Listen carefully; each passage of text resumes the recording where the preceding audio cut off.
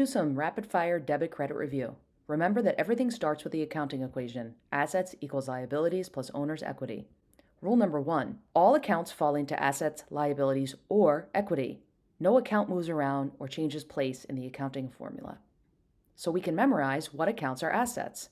They include cash, supplies, accounts receivable, inventory, plant, property, equipment, and more depending on the business that you're running.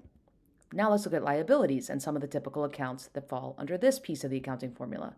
Accounts payable, notes payable, salaries payable. Note the word payable. That's a memory key that you're dealing with a liability.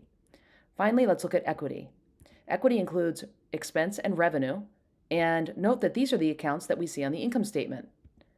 Next, we also have drawings and capital, and these are the accounts that we see on the statement of owner's equity. Assets, liabilities, and ending capital are what are included on the balance sheet. Rule number two is our debit credit logic. To add to an asset, we debit. To take away from an asset, we credit.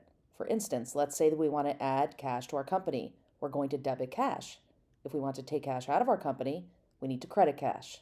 Conversely, to add to a liability, we have to credit. To take away from a liability, we have to debit.